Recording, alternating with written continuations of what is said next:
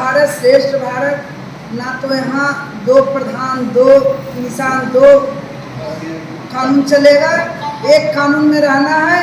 और हम लोग आने वाला समय में जो है, इन्हें कहा गया है कि हिंदू है, मुस्लिम है, सिख है, ईसाई है, सब अपना भाई है, लेकिन सभी के लिए कानून लागू होगा।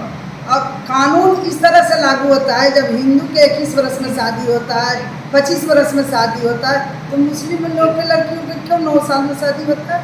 इस तरह से तो नहीं होना चाहिए, और होता है तो बहुत गड़बड़ है, बहुत गलत है, और इस तरह से नहीं होना चाहिए।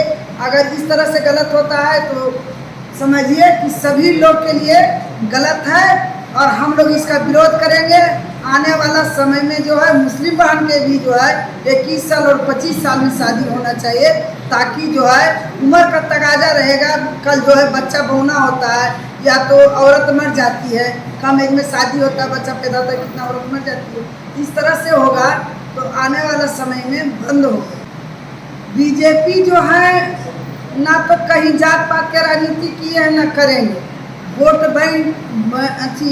बैंक के लिए कांग्रेस किया राजनीति, आरजेडी किया, और लोग जो है क्षेत्रीय पार्टी वो कर रहे हैं, लेकिन बीजेपी क्यों करेंगे? मोदी जी के वोट जो है मुस्लिम लोग भी देते हैं, लेकिन कम % देते हैं। आने वाला समय में समझ रहे हैं, और आने वाला समय में मुस्लिम बहन जो है 100% में 70%, 65% वोट करेगी, जब समझ में उसको आ जाएगा कि मोदी जी एक अच्छा काम किए हैं, हम लोग के हित में किए, हम लोग के परिवार के लिए किए, तो उस दिन जो है 65, 70, 50% वोट मतदान करेंगे। देश में जब एक संविधान है, तो देश में सभी नागरिकों के लिए एक कानून रहना भी अनिवार्य है। और उससे, जैसे आज हिंदू महिलाओं तक की उम्र की शादी 21 है और मुस्लिमों में 9 साल, तो निश्चित तौर पर जो बच्चियां जो प्रताड़ित हो रही है उनको लाभ मिलेगा। सबको संपत्ति में बराबर का अधिकार मिलेगा।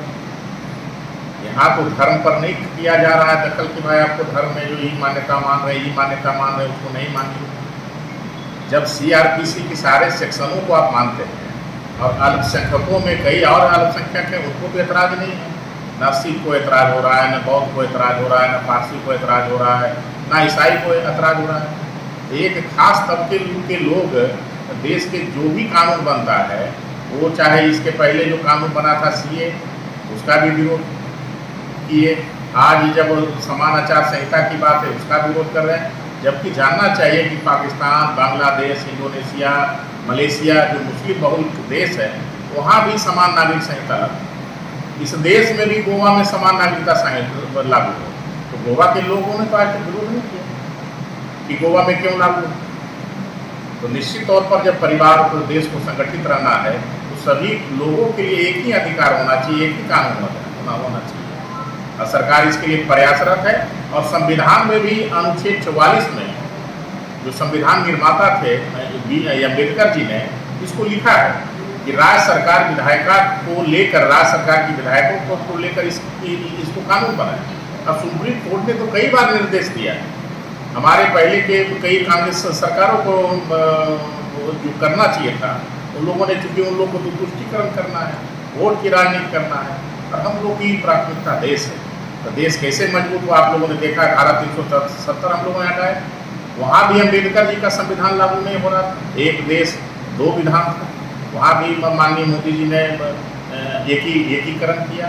और अगर समान नागरिक संहिता आ जाएगी, तो निश्चित तौर पर सभी नागरिक को एक अधिकार मिलेगा, सभी महिलाओं को अधिकार मिलेगा, आदिवासी, SC, ST या सभी धर्मों को एक अधिकार मिलेगा। तो निश्चित तौर पर देश संगठित होगा, और देश एक ताकतवर और विश्व गुरु बनेगा।